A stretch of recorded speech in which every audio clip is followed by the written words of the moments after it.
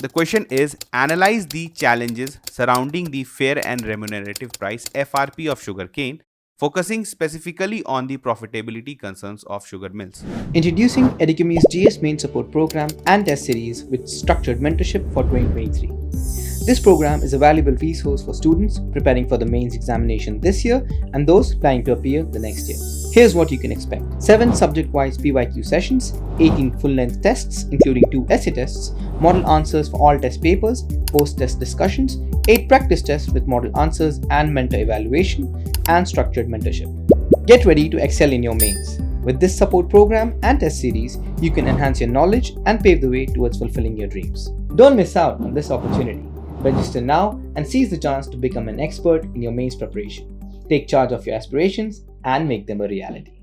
Hello everyone, welcome to Educami, and today we are going to see our UPSC CSE Masterclass program for prelims and mains.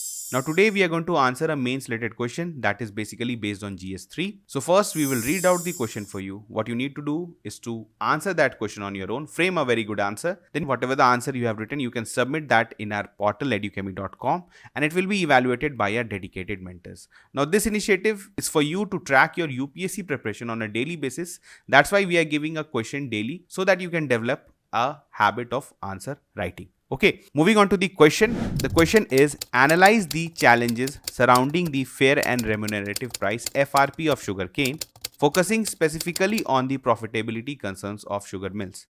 Okay, now this question is asked, use precise words, but it needs to be informative at the same time. Okay, don't leave information, but use very minimal words and you have to be very crisp while answering this question. That is the basic requirement. Now, if you'll see the syllabus of General Studies 3, you will find a topic, issues related to direct and indirect farm subsidies and minimum support price. So, the topic of FRP, fair and remunerative price, that is, you can say it is a kind of MSP for sugarcane. So, you can expect such questions in your exam also. Now, we have already told you many times that the questions that are asked in mains are specifically based on the syllabus. So, if you have read the syllabus well, of GS1, GS2, GS3, you can answer, or you can say you can prepare your notes also based on that syllabus, and it is going to be very beneficial in your mains examination. Okay, now if you'll categorize the difficulty of this question, this is a pretty straightforward question because you have read a lot of times about MSP, FRP and the problems related to it. So you can answer this question. You will have ample information about this question. Just the requirement is that you should frame all those informations in a very beautiful answer. Now let's start with the introduction. What you need to write in the introduction is a crisp 25 to 30 words meaning, or you can use certain data that has been seen in news related to FRP. Because introduction में क्या है, examiner ये expect करता है आपसे कि आपको ये पता होना चाहिए कि आपसे जो क्वेश्चन का रिक्वायरमेंट है उसको आप फुलफिल करने वाले हैं अपने बॉडी में, और ये चीज आपको एग्जामिनर को बताना है, आपको बता देना है कि you have understood the requirement of the question and you are going to answer this question very comprehensively. Okay, तो ऐसे स्टार्ट करते हैं, आप ऐसा स्टार्ट कर सकते हैं और आप इसके अलावा भी कोई स्टार्ट कर सकते हैं. पर एक बेसिक होता है कि अगर एफआरपी के बारे में पूछा गया है तो you can explain what is FRP, इससे रिलेटेड मतलब किस लेजिस्लेशन या किस एक्ट के वजह से इसका इंप्लीमेंटेशन होता है ये आप बता सकते हैं. किस ऑर्गेनाइजेशन जो है, कौन सी ऑर्गेनाइजेशन इसको सजेस्ट करती है, कौन सी ऑर्गेनाइजेशन इसको इंप्लीमेंट करती है. तो इस सब चीजों को अगर आप बताते हैं तो एफआरपी के बारे में एक अच्छा इंट्रोडक्शन हो जाएगा. ठीक है, तो चलिए हम लोग एक एग्जांपल देख लेते हैं कि FRP is a term used in context of sugarcane pricing in India by the sugarcane Control Order 1966. Okay, now the central government announces fair and remunerative prices which are determined on the recommendation of CACP. We have already seen CACP को हमने बहुत बार देखा है, MSP के time पे भी हम देखते हैं कि CACP is the organization that recommends the MSP and FRP based on different criterias. बहुत लंबा लिस्ट है क्राइटेरिया का, based on input cost, market में क्या प्राइस चल रहा है, इंटरनेशनल मार्केट में क्या प्राइस चल रहा है, इन सब के रीजंस को देखते हुए जो है वो FRP या MSP डिसाइड करते हैं. Now once they decide or once they recommend a FRP, then the onus is on the cabinet committee on economic affairs to change it or to declare it as it is. Okay, so final decision is taken by the cabinet committee on economic affairs. अगर आपसे कभी पूछा जाए कि FRP और MSP किसके द्वारा announce किया जाता है तो these are announced by cabinet committee on CCEA जिसको हम लोग बोलते हैं, but it is recommended by the CACP. ये बहुत इंपॉर्टेंट चीज है and a question on prelims can also come on this information. Now we have already introduced in 25 to 30 words. You can also write कि FRP is based on Rangarajan committee, किसी time में जो है ये कमिटी बनी थी और इसने ये रेकमेंड किया था कि FRP होना चाहिए for sugar cane industry, for reorganising the sugar cane industry. तो आपने एक अच्छे से इंट्रोडक्शन दे दिया। Now moving on to the requirement of the question, what is the first requirement? Analyse the challenges surrounding the fair and remunerative price of sugar. So first you have to directly address ki what are the problems related to FRP. Okay, now moving on to the problems, the first part of the body you can say of the answer, the challenges surrounding the fair and remunerative prices of the sugar cane are, you can write in bullet points also, or if you want to write in paragraph it is also okay. मैंने already आपको कहा है कि ऐसा है कि कोई hard and fast rule नहीं है कि you have to answer in bullet points only, but if you answer in points और bullet points it makes for the examiner, it makes it easier for the examiner to evaluate your answer, because finally क्योंकि उनको देखना है कि आप कितना points लिख रहे हैं, आपके पॉइंट्स में आपने डेटा यूज किया है, पॉइंट को कितने अच्छे से एक्सप्लेन किया है, तो एक ऑब्जेक्टिविटी आ जाती है आंसर में if you use bullet points. तो इसी कारण for our ease and for the ease of the examiner also we write in bullet points. ठीक है, now the first is financial constraint. जो फर्स्ट प्रॉब्लम है जो FRP के द्वारा फेस किया जाता है, FRP के सिस्टम में जो फेस किया जाता है, that is financial constraint. Financial constraint कैसा कि sugar cane mills often face financial constraints due to various factors such as, हम लोग देख लेते हैं क्या क्या फैक्टर्स है जिसकी वजह से शुगर केन मिल्स जो है वो प्रॉफिटेबल नहीं है हमारे कंट्री में। फर्स्ट है high operational cost, low sugar prices in the market and limited access to working capital. तीन रीजंस हैं। ऑपरेशनल कॉस्ट देखेंगे कि हाई ऑपरेशनल कॉस्ट क्यों है। The second most important and you may say the most important part is the sugar low sugar prices, because आपको पता है white sugar का जो प्राइस है वो रेगुलेटेड है बाय द गवर्नमेंट, एक्सपोर्ट्स काफी रेगुलेटेड है, ओपन मार्केट में इनको सेल करने में काफी मुश्किल आती है, तो इसी कारण इनका प्राइसेस काफी लो होता है, तो इसी की वजह से प्रॉफिटेबिलिटी नहीं है शुगर केन मिल्स में।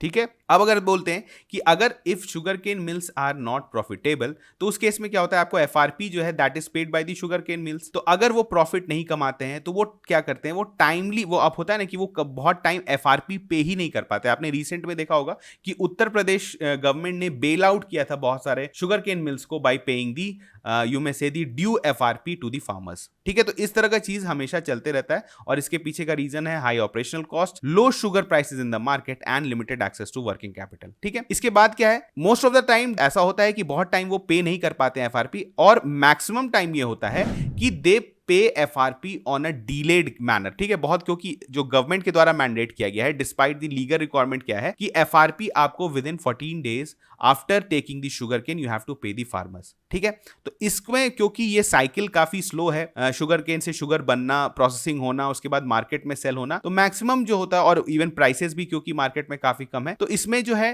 बहुत टाइम तो आप बोल सकते हैं कि डिफॉल्ट्स होते हैं, लेकिन इसके अलावा डिलेज तो काफी फ्रीक्वेंट होते हैं। और इसके बारे में आप कुछ कोट कर सकते हैं कि several sugar mills in Maharashtra face criticism for delayed payments of the FRP। तो अगेन जो है ये एक बहुत रेकरिंग प्रॉब्लम है जो कि इस सेक्टर में देखा जाता है। The third most important problem that is related to the FRP, that is complex system of sugar recovery rate. देखिए FRP जो है बेसिकली जो शुगर केन मिल्स जो फार्मर्स को पैसा देती है, that is not based on what profit they are make. कितना प्रॉफिट शुगर केन मिल्स बना रहे हैं उसका कुछ पार्ट फार्मर्स को देना है, ये उस पर डिपेंड नहीं करता। ये किस पे डिपेंड करता है कि आपके जो शुगर केन आपने जो फार्मर्स ने प्रोवाइड किया है उसका शुगर रिकवरी रेट कितना है। अगर आप रीसेंट टाइम्स में देखेंगे जो शुगर केन साइकिल है 2022 टू 23 अक्टूबर से सितंबर तक का जो साइकिल है, जो आप बोल सकते हैं जो मेन शुगर केन का जो टाइम होता है जिसमें प्लांटेशन होता है, उसके लिए जो है उन्होंने क्या किया है कि उन्होंने 10.25% एक क्राइटेरिया सेट कर दिया है कि अगर आपका शुगर रिकवरी रेट इतना है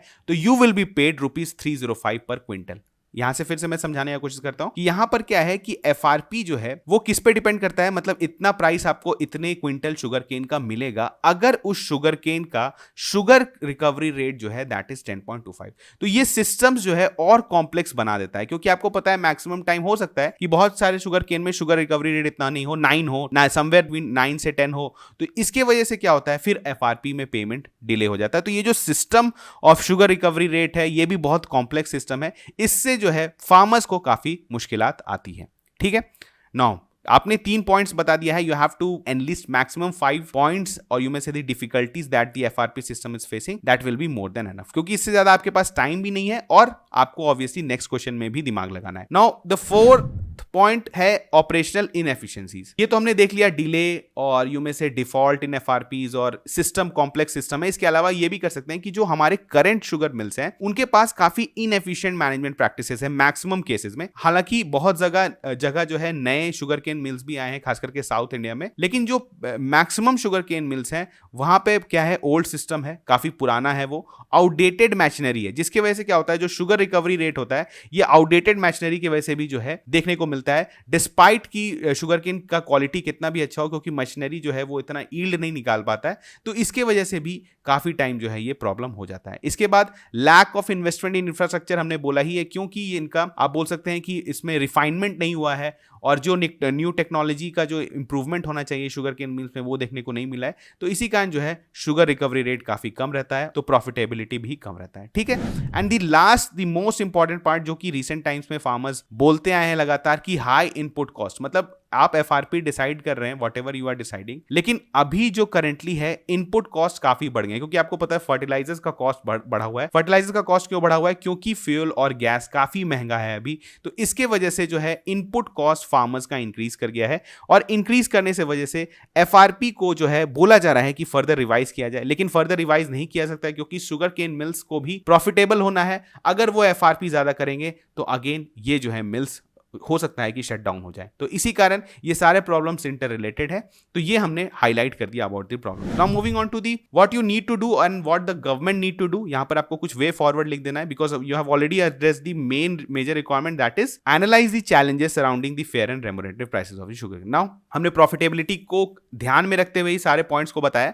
अब हम लोग ऐसा करते हैं, ऐसे ऑब्वियसली आप यहां पर तो नहीं छोड़ सकते हैं कि आपने कंक्लूजन लिख दिया और आंसर खत्म हो गया, नहीं, आपको वे फॉरवर्ड भी बताना है। क्या कर सकते हैं, चलिए हम लोग देखते हैं। तो फर्स्ट क्या है, गवर्नमेंट के द्वारा सपोर्ट मिलना चाहिए। Government can provide financial assistance and incentives to sugarcane mills to alleviate their financial burden and improve their profitability। ठीक है, अब ये किसके द्वारा किया सकता है? आपने तो ये जेनरिक पॉइंट लिख दिया कि गवर्नमेंट को सपोर्ट, तो सॉफ्ट लोन्स हमने देखा ना कि वर्किंग कैपिटल का कमी होता है। ठीक है, आप जो है ग्रांट कर सकते हैं उनको इंफ्रास्ट्रक्चर, स्मॉल जो मतलब इंफ्रास्ट्रक्चर डेवलपमेंट के लिए इंटरेस्ट फ्री लोन्स दे सकते हैं, जिससे वो मॉडर्नाइज करें अपने मशीनरी एफिशिएंसीज को बढ़ाए कि उनका जो है शुगर रिकवरी रेट और ये सब इंप्रूव हो पाए और उनका फाइनली प्रॉफिटेबिलिटी इंप्रूव कर पाए। तो इसी कारण गवर्नमेंट का सपोर्ट जरूरी है इस इंडस्ट्री को, नहीं तो ये इंडस्ट्री धीरे धीरे डाइड हो जाएगा, क्योंकि आपको पता है कि अगर एक बार प्रॉफिटेबिलिटी नहीं होता है शुगर केन मिल्स में तो कोई भी न्यू इन्वेस्टमेंट इसमें नहीं आएगा। ठीक है, now moving on to the second way forward, you may say और the second reforms that can be brought is the market reforms, encouraging market reforms such as deregulation and liberalisation. देखिए, किसी भी product का जब market में ज्यादा demand होगा, ज्यादा प्राइस होगा, तभी उसमें इनोवेशंस भी होंगे, इन्वेस्टमेंट भी होंगे। तो अगर आप शुगर केन प्राइस को लिमिट कर देते हैं, if you limit the exports,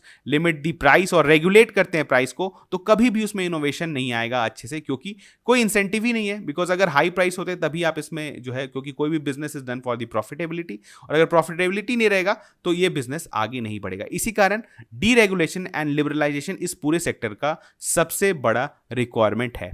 ठीक है, now the third way forward is strengthening industry government coordination. Again ये आप एक, अगर आप इस पॉइंट को बोले तो this is a very generic point. इस तरह से जब भी आपको रहता है जहां पर गवर्नमेंट के डिसीजंस का जो है और जो इंडस्ट्री में जो रिक्वायरमेंट्स है उसके बीच में मिसमैच होता है, तो इस पॉइंट को आप कहीं पर भी लिख सकते हैं, चाहे वो शुगर के इंडस्ट्री हो, चाहे वो टेक्सटाइल इंडस्ट्री हो, या आप किसी भी इंडस्ट्री के बारे में अगर लिख रहे हैं, तो this is a common point कि strengthening industry government coordination. Maximum time क्या होता है कि जो इंडस्ट्री का रिक्वायरमेंट है वो गवर्नमेंट फुलफिल नहीं कर रही है, गवर्नमेंट जो सोच रही है इंडस्ट्रीज उस तरह से काम नहीं करती है, तो इस तरह से ये मिसमैच होता है, कोऑर्डिनेशन का लैक होता है। तो this can always be a point, और इसको आप जो है ड्रॉबैक्स में बता सकते हैं, and you can write in the reforms. जब आप लिख रहे हैं, वे फॉरवर्ड लिख रहे हैं कि आप इस कोऑर्डिनेशन को बढ़ाएं। अब कोऑर्डिनेशन को आप कैसे बढ़ा सकते हैं? पॉलिसी डिस्कशंस में जो है शुगर केन मिल्स को के ओनर्स का जो है ज्यादा से होना चाहिए, फ्रीक्वेंट मीटिंग्स होने चाहिए, कुछ ऐसे फोरम्स बनाइए जहां पर जैसे जैसे हमारा जो चेंबर ऑफ कॉमर्स है उस तरह का, तो आपको एक वैसा कुछ कोऑपरेटिव सोसाइटीज बनाइए जहां पर जो है डायलॉग्स हो पाए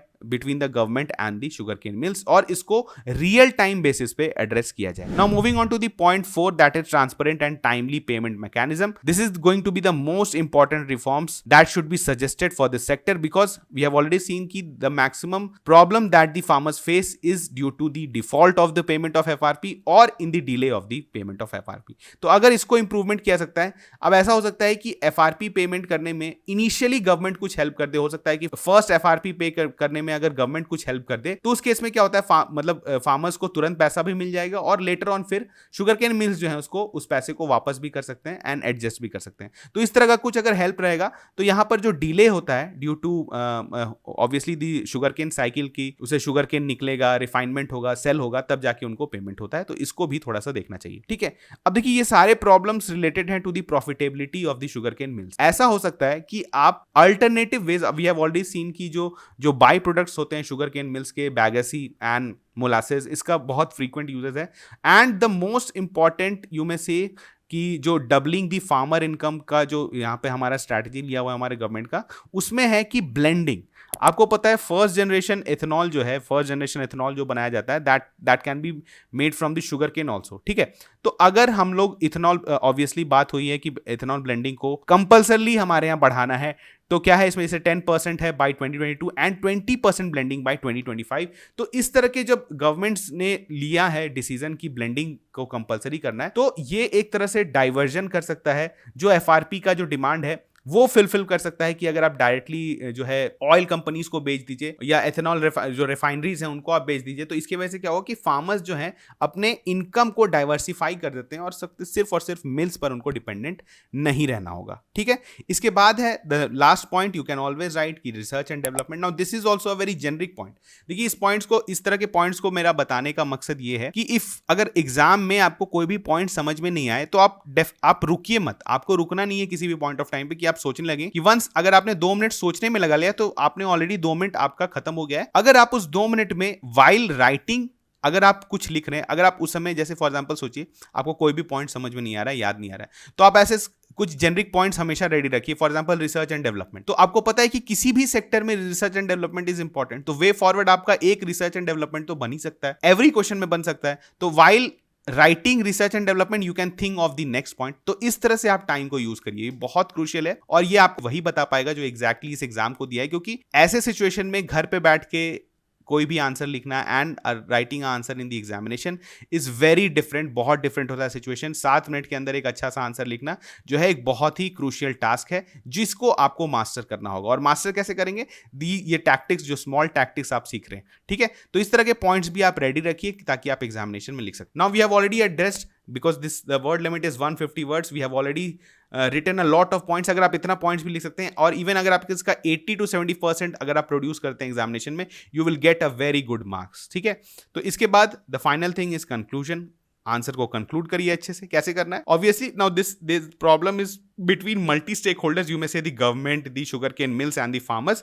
तो आप कंक्लूजन में हमेशा लिख सकते हैं कि this problem requires a multi stakeholder approach. This is a very common sentence that can be used by everyone and in most of the questions, because whatever the solution it requires the participation of different stakeholders. Now यहाँ the stakeholders क्या है? Farmers हैं, sugar cane mills हैं। तो आप ऐसे लिख सकते हैं कि this problem requires a multi stakeholder approach by involving the farmers, sugarcane mills and the government. Apart from, you can also write कि the technological inventions और investment and government support जरूरी है for, you may say, the reviving this sector, and this sector is very crucial for our economy। इस तरह से कर दिया आपने कंक्लूजन, तो समझ में आ गया एग्जामिनर को कि आपने प्रॉब्लम्स बता दिया, आपने वे फॉरवर्ड बता दिया, आपने कंक्लूड भी कर दिया। तो आज हमने इस क्वेश्चन को डिस्कस किया। अब आपको बहुत सारा हिंट्स पता चल रहा होगा कि how you are going to write a very good answer in the time limit, because जरूरी है कि आप सारा काम टाइम लिमिट को ध्यान में रख के करें, क्योंकि एक आप बहुत अच्छा आंसर लिख सकते हैं, बहुत वेरियस कमिटीज को लिख सकते हैं, वेरियस पॉइंट्स लिखते हैं, लेकिन अगर आप उसको लिखने में 15 से 20 मिनट लगा रहे हैं तो it is of no use, it is of no consequences, ठीक है। क्योंकि एग्जाम में आपको 7 मिनट में लिखना है और उस 7 मिनट में ही आपका जो है वो डिसाइड होता है कि आप मेंस क्वालिफाई करेंगे या नहीं करेंगे। तो इसी तरह से आप क्वेश्चंस प्रैक्टिस करते रहिए हमारे साथ, क्योंकि this is going to be a very long series. इसमें हम लोग daily we are going to bring a question for you, daily we are going to practise question and we are going to improve our answer writing. तो चलिए मिलते हैं next lecture में, तब तक थैंक यू।